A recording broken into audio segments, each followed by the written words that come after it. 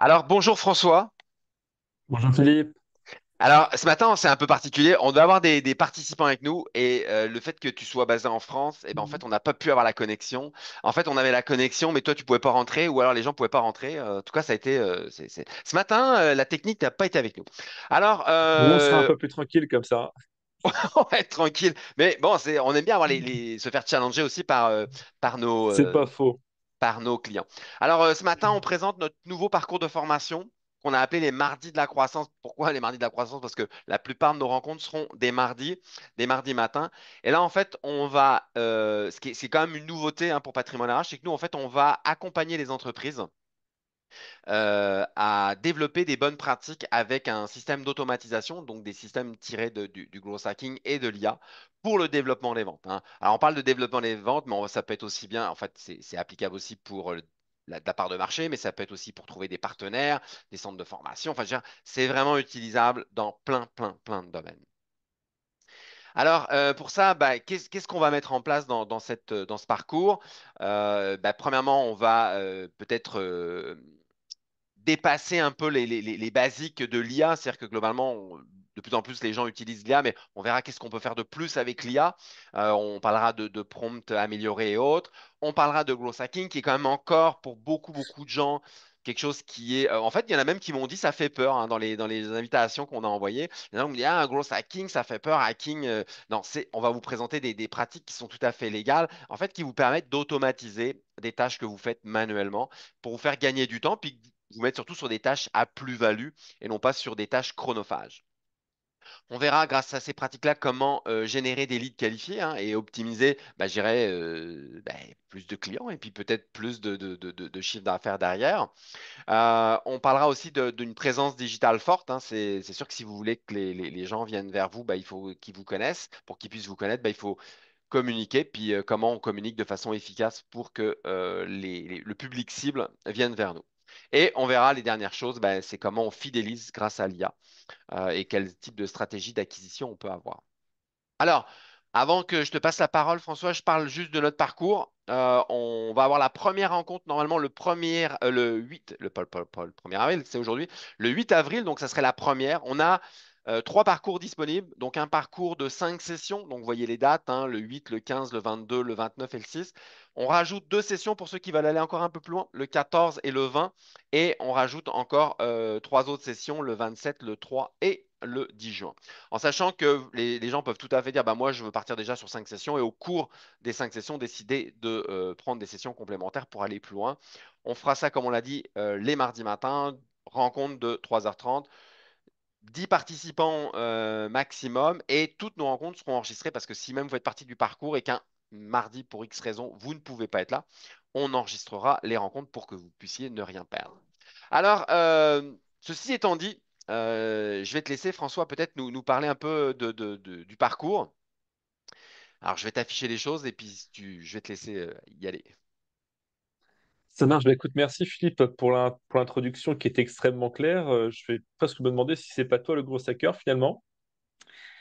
Donc Non, pas là, pas effectivement, encore. Je me débrouille, mais non, non. J'ai besoin d'un expert encore avec moi.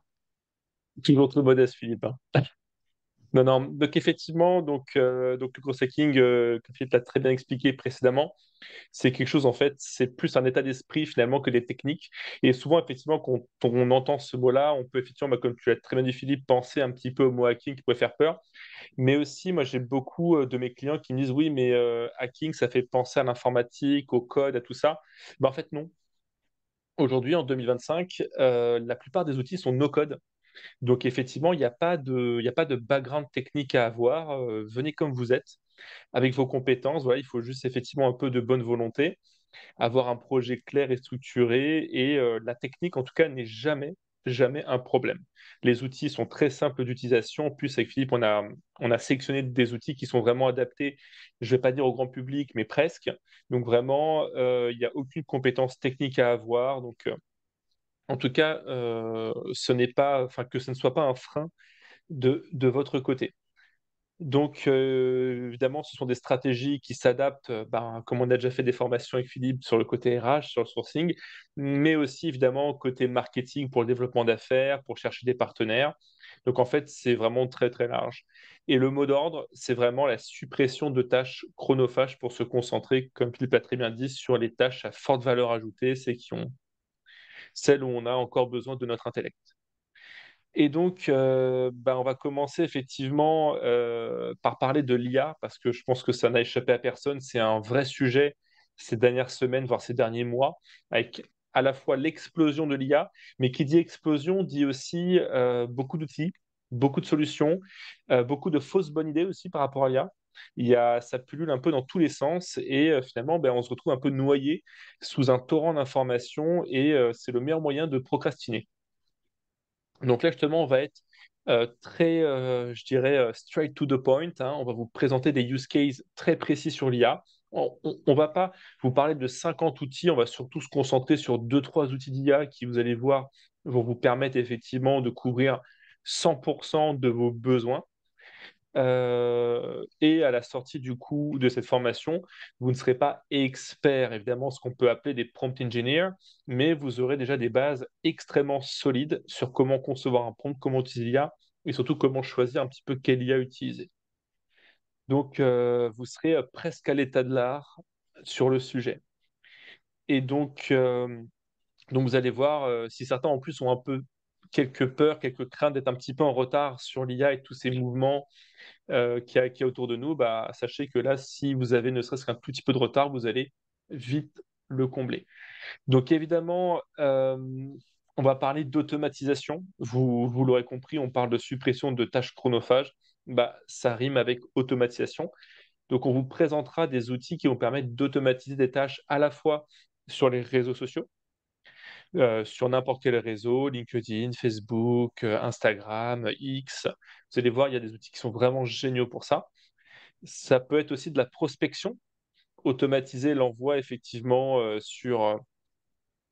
pour de la prospection automatisée sur LinkedIn, mais aussi par email, avec des outils en fait qui vont faire tout votre travail, en fait, qui vont supprimer une nouvelle fois les tâches chronophages, hein. Je suis vraiment désolé, on se répète beaucoup là-dessus, mais c'est vraiment le cœur à la fois de la formation et de la thématique, c'est garder vraiment les tâches à forte valeur ajoutée, c'est-à-dire la cible, aller sélectionner vos prospects et rédiger des messages qui vont impacter, des messages impactants qui vont pousser du coup vos prospects à vous répondre, à prendre un rendez-vous ou même passer à l'acte d'achat directement. Et tout ce qui va être cliqué sur des boutons, penser à relancer quelqu'un, ça c'est justement la machine qui va être capable de le faire automatiquement sans vous. Voilà. Donc, en plus, il y a des garde-fous, hein. Donc, n'ayez pas peur. Dès qu'un prospect va vous répondre, la machine va s'arrêter, l'outil va s'arrêter et vous reprendrez 100% du contrôle de votre relation avec votre prospect, avec votre client.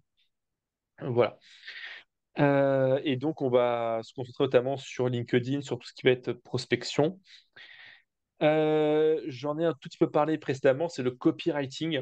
C'est l'art d'écrire pour vendre, littéralement. Et donc, en fait, on verra il y a des mots utilisés, des verbes à utiliser. Vous allez voir, c'est très, très simple, hein. On va pas vous transformer non plus en littéraire, hein. Voilà, le but, c'est pas non plus d'écrire des romans à la Baudelaire ou à la Victor Hugo. Mais voilà, et au contraire même, c'est d'être ultra concis, ultra vraiment aller à l'essentiel. Un bon email de prospection, c'est 4 5 lignes maximum. Un message LinkedIn, c'est 2 lignes. Donc justement, le but, c'est d'être extrêmement court, parce que comme vous le savez aujourd'hui, nous-mêmes, mais les prospects ont le même problème, on n'a pas de temps.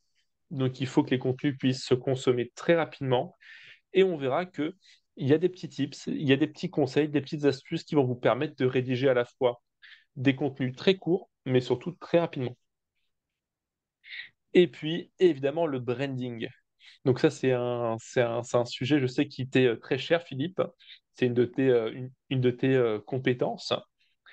C'est évidemment quelque chose de très très important, tout ce qui va être le branding, parce que c'est bien beau d'aller communiquer, c'est bien beau d'aller secouer des prospects et je suis là, j'ai un produit, j'ai un service, mais derrière, il faut aussi avoir l'image de marque qu'on souhaite transmettre à nos clients. Alors, c'est pas extrêmement complexe, hein, c'est juste des fois avoir une belle page LinkedIn, un logo, bien mettre à jour sa fiche de description sur LinkedIn, sur les réseaux sociaux, travailler sa signature d'email, remodifier la charte graphique très simplement. Vous allez voir, c'est pas très compliqué de paraître extrêmement professionnelle et surtout de donner vraiment une impression très positive au process. Comme on dit, souvent on reste sur notre première impression, bah, assurez-vous de donner, on va dire, la meilleure dès le début. Et ça nous permet aussi, du coup, de parler de SEO. Pour l'instant, on vous a beaucoup parlé de ce qu'on appelle de l'outbound marketing, c'est le fait d'aller chercher nos prospects. Mais il y a aussi, à l'inverse, l'inbound marketing, qui est le fait de se positionner, de bien se référencer pour faire venir nos prospects. Et on vous parlera dans cette thématique du SEO. Donc, c'est le référencement naturel. Donc, on vous donnera des conseils pour optimiser vos supports web, pour être du coup le mieux référencé et générer du coup des visites et puis des leads et des clients.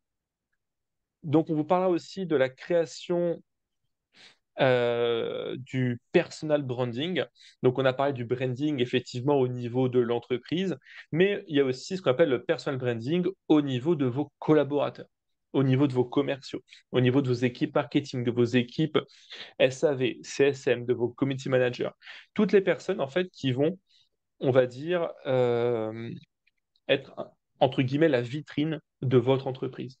Et donc, voilà, il y aura des petites choses, harmoniser les logos, harmoniser les profils LinkedIn, harmoniser les réseaux sociaux de vos collaborateurs, harmoniser, alors je ne parle pas des réseaux perso, je vous rassure, harmoniser les signatures d'email, la manière d'écrire, voilà. Donc, c'est des petites choses qui donnent évidemment, effectivement, une vision, je dirais, positive de la part de vos prospects. Donc, on va évidemment reparler plus profondément ensuite des stratégies de référencement naturel. Vous allez voir, souvent on a l'impression que c'est très compliqué le SEO, parce qu'il y a la partie technique, il y a la partie ça, mais vous allez voir, une nouvelle fois que les outils d'aujourd'hui, c'est très très simple. Avec deux, trois outils, notamment certains outils gratuits de Google, vous allez voir, ça va vraiment vous accompagner dans vos stratégies de référencement naturel. Et une nouvelle fois, on vous promet avec Philippe, la technique n'est jamais un problème.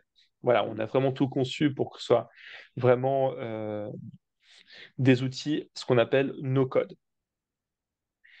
Donc ensuite, évidemment, on vous parlera de, je dirais, un petit peu de la partie antagoniste du SEO, c'est le SEA, donc c'est la publicité. Donc évidemment, c'est bien d'avoir des stratégies inbound pour faire venir des gens à nous. Voilà, que quand ils vont taper, ils vont venir à nous. Mais c'est bien aussi d'utiliser des stratégies de référencement publicitaire de manière à avoir une approche complémentaire. À la fois d'avoir une bonne position pour faire venir les prospects, mais aussi d'aller les chercher en simultané. Et là, la publicité, évidemment, c'est l'un des leviers d'acquisition de clients le plus important aujourd'hui sur le web. Et on vous parlera des principales régies publicitaires. Pourquoi est-ce que vous allez me dire, mais par où on commence au niveau de la pub? Bah, justement, c'est le but de répondre. Cette formation vous permettra de répondre à cette question-là. Déjà, quelle régie on va utiliser?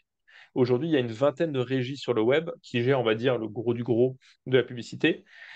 Mais le but, c'est que vous puissiez, à l'issue de cette formation, en sélectionner maximum deux qui vous sont les plus adaptés. Que ce soit du LinkedIn, du Google, du Bing avec Microsoft, du X, Meta avec Facebook et Instagram. Donc, vous allez voir, vous serez en mesure de dire, je veux être présent ici et ici. Et on verra les principales stratégies publicitaires qui fonctionnent le mieux aussi et qui sont très très simples à adapter pour vos entreprises afin de mettre en avant vos produits et services auprès de vos prospects. Et puis, évidemment, maximiser le ROI avec l'IA. Donc, on va rentrer un peu en profondeur sur l'IA parce qu'on ne va pas seulement s'arrêter à du prompt assez basique sur du ChatGPT, on va aussi vous apprendre à faire des assistants IA. Et ça, pour moi, c'est ça le vrai game changer. C'est vraiment ça que l'IA a vraiment changé, je pense, dans les organisations. C'est pas seulement de jouer sur ChatGPT de temps en temps quand on a une question, voilà, de temps en temps. Maîtriser l'IA, c'est avant tout être capable de faire des assistants personnalisés. En quelques mots, un assistant, c'est quoi? C'est une IA qui est adaptée pour vous, pour vos besoins. Elle vous connaît, elle connaît tous vos besoins et elle sait répondre du coup parfaitement. Donc, je vais vous donner juste deux, trois exemples assez rapides. Ça peut être une IA pour faire du service après-vente ou du coup relancer les clients, où là, vous allez mettre toute votre base de connaissances à vous, vos tutoriels, vos supports clients, des échanges avec vos équipes SAV. Et comme ça, on aura un petit outil disponible sur votre site pour que vos clients puissent du coup échanger avec et avoir leurs réponses. Mais ça peut être aussi un outil interne. Par exemple, vous voulez accompagner vos commerciaux ou vos marketeurs, vous mettez tous les blogs, tous les articles de blog que vous aimez ou que vous avez produits, vous parlez un peu de votre entreprise, et comme ça, dès que vos commerciaux demanderont de rédiger un email, de rédiger un message LinkedIn ou même un post sur les réseaux sociaux, l'IA sera d'ores et déjà capable d'adapter 100% des contenus qu'elle vous produira en fonction de votre organisation, de ce que vous lui demandez et de ce que vous attendez à 100% d'elle. Et donc, effectivement, c'est ça pour moi le vrai game changer aujourd'hui de l'IA. Et puis, quelque chose qui est vraiment très, très important aussi, c'est les tunnels de conversion. Alors ça, c'est quelque chose, c'est vrai qu'on n'entend pas souvent parler de ces choses-là. Pourtant, c'est peut-être l'une des choses les plus importantes.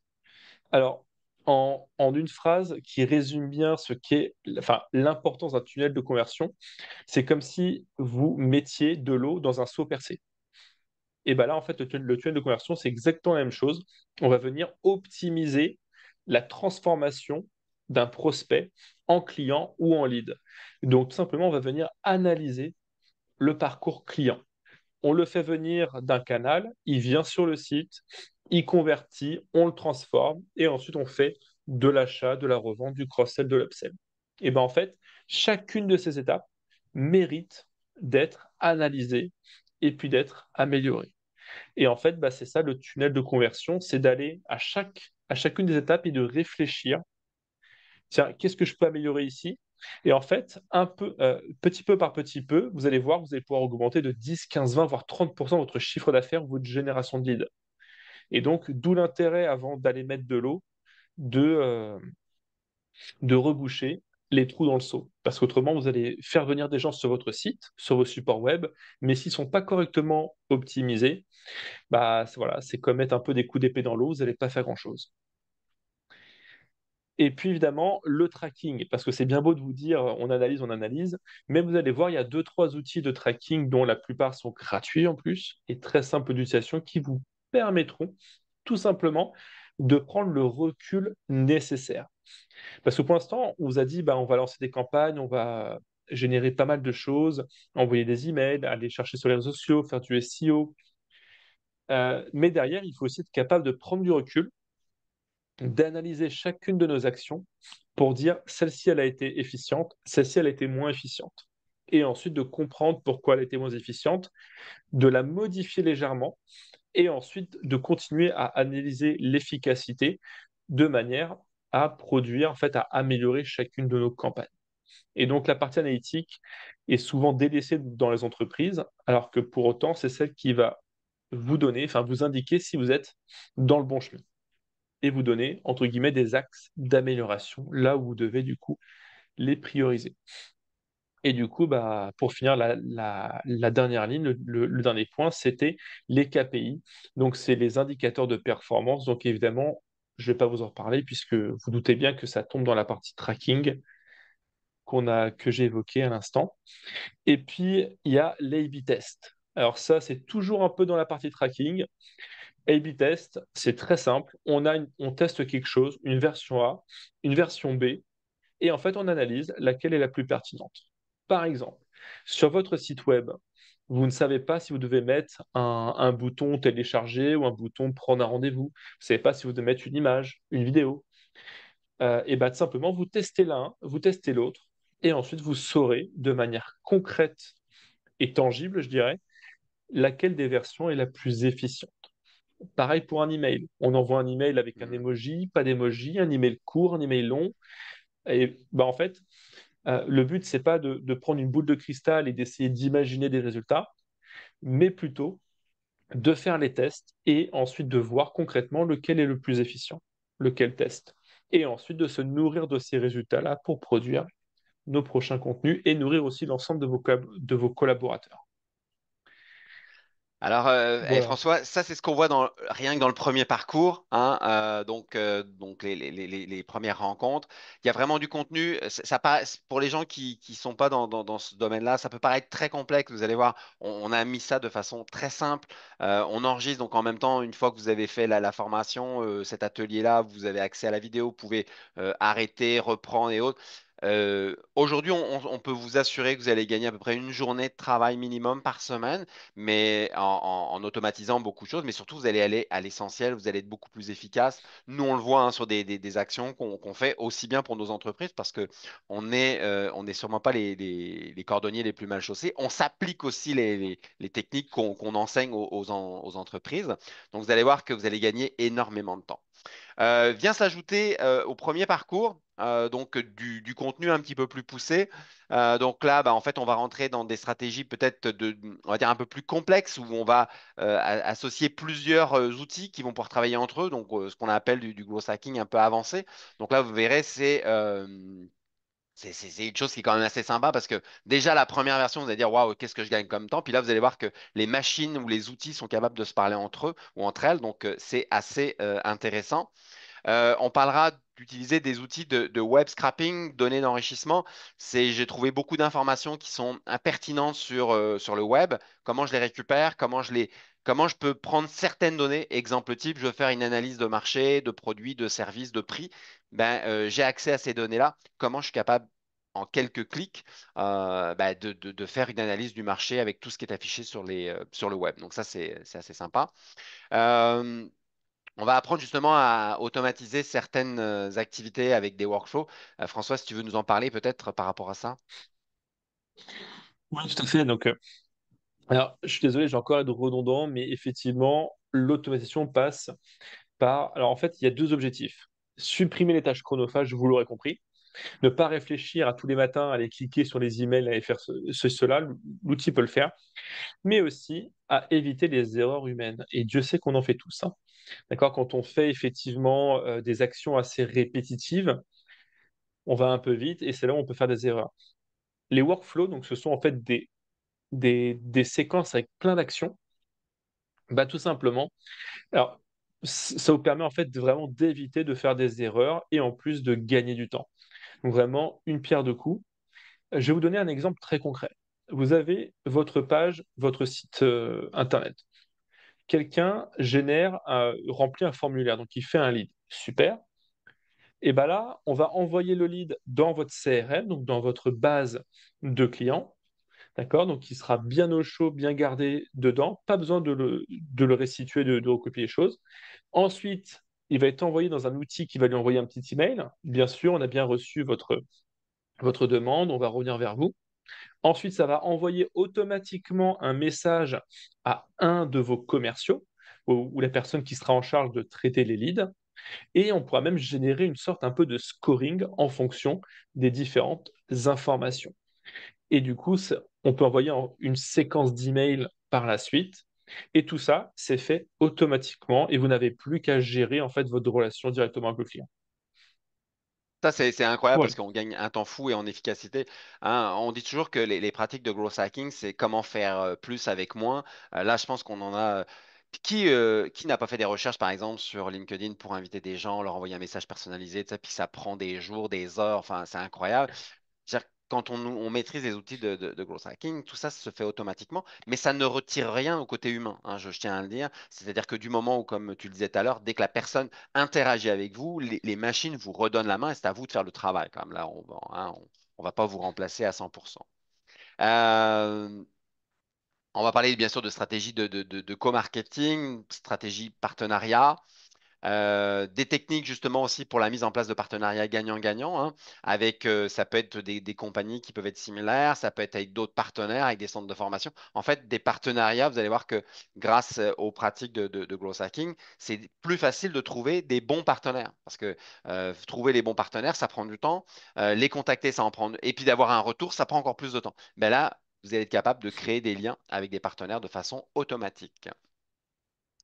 Bon, bah, c'est sûr qu'on sera dans l'identification, comme je disais, et convaincre les bons partenaires. Donc ça sera dans le parcours 2.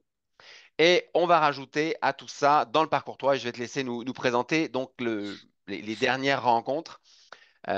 François? Bien sûr. Donc, dans le parcours 3, on a quelque chose qui est vraiment très, très important et délaissé par de nombreuses entreprises, malheureusement, c'est la fidélisation et le nurturing. Donc, entre autres, ça fait partie de la rétention d'utilisateurs et de clients. Ça coûte 7 à 8 fois moins cher de faire réacheter quelqu'un que de faire acheter quelqu'un une- un nouveau client. Et malheureusement, on a trop peu de séquences ou d'automatisation pour relancer des clients, ou même pour nous indiquer à nous, hein, en tant que commerciaux, tiens, tu devrais relancer telle ou telle personne. Et aussi parce que les leads y rentrent et des fois on n'a pas le temps de tous les traiter rapidement, bah là on va pouvoir faire ce qu'on appelle une séquence de nurturing qui va pouvoir envoyer une succession de contenus à notre prospect en attendant l'échange. Comme ça, il ne va pas rester là à nous attendre, il va recevoir de nombreux contenus qui vont évangéliser, présenter notre offre. Donc évidemment, la fidélisation, ça peut augmenter de 20, 30 à 40% votre chiffre d'affaires quand c'est bien fait.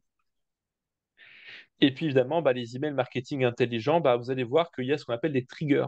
Donc une personne ne s'est pas connectée ou vous n'avez pas eu d'échange depuis X jours avec, ça pouvoir envoyer un email à la fois à vos équipes pour dire bah, tiens, relance le prospect, relance le client, ou alors directement un contenu au client ou au prospect. Et puis, on ne pouvait pas passer à côté. On est obligé de vous parler du CRM. Voilà, donc c'est là où on va stocker du coup toute la relation client, toute l'intelligence et tout l'historique de votre entreprise dans un logiciel qui va être le CRM. Vous allez retrouver l'ensemble de vos ventes, les devis, les factures, les liens avec vos clients, les informations sur vos prospects et clients. Et donc, on verra comment on va pouvoir aussi automatiser la gestion du CRM et l'enrichissement et on va dire la bonne gestion du CRM grâce aux intelligences artificielles. Et je vous ai parlé aussi tout à l'heure un petit peu des chatbots et des assistants. Donc, je ne vais pas vous en reparler, mais vous avez bien compris qu'on va pouvoir créer des petits assistants, des petits chatbots spécialisés sur certaines tâches qu'on pourra utiliser soit pour du SAV, du service client, soit pour de la prospection, soit pour de la création de contenu. Alors voilà, il y a vraiment pléthore de, de possibilités. En fait, Et en c'est plus, comme on va si on voir installait un petit chat GPT spécialement conçu pour votre exactement. entreprise et qui va être capable de répondre un peu comme le fait ChatGPT de façon plus générale, mais là spécifiquement avec votre entreprise. Et en plus, ça prend vraiment quelques minutes à créer et à entretenir. Et il suffit d'uploader des CSV et des PDF. Donc, autant vous dire que si vous savez faire un export Excel ou un export PDF d'un fichier Word, ça devrait être dans vos cordes. Et ensuite, Oui, évidemment, vas-y. il y a une mise en place d'une stratégie personnalisée pour chaque participant. Donc évidemment, nous, on sera là, on aura des échanges, on vous accompagne, on répond à l'ensemble de vos questions. Et le but, c'est que vous puissiez du coup ressortir avec une stratégie qui vous est propre à partir évidemment des différentes connaissances et différentes choses qu'on aura étudiées durant la formation. Et Philippe, je ne sais pas si tu as un petit mot peut-être sur le coaching. Oui, ben en fait, ce qu'on vous propose, premièrement, c'est qu'on a bâti le parcours. C'est qu'à chaque fois que vous terminez un des modules, hein, donc vous êtes capable de faire quelque chose immédiatement. Donc ça veut dire application immédiate. Et surtout, c'est qu'on a prévu dans le programme aussi la possibilité, c'est qu'on vous coach individuellement. C'est-à-dire qu'à un moment, vous dites, eh, moi, j'ai tel ou tel problème, j'arrive pas à sur tel. OK, bah, on se connecte et avec vous directement en dehors du groupe et on fait du coaching. Donc, on sera capable de répondre parce que chaque entreprise, chaque personne au développement des affaires, des fois, a accès à des données ou n'importe. C'est pas trop comment les gérer, si est-ce que ça peut être automatisé ou pas. Ben, je dis toujours, hein, enfin, avec François, on dit toujours, est-ce que vous pouvez le faire, vous, en tant qu'humain? Ben, si vous pouvez le faire en tant qu'humain, la machine doit être capable de le faire parce que c'est exactement ce que fait la machine. En fait, elle automatise ce que vous faites habituellement. Elle ne fait pas différemment, elle fait ce que vous faites, si ce n'est qu'elle, elle le fait de façon automatisée et de façon beaucoup plus rapide.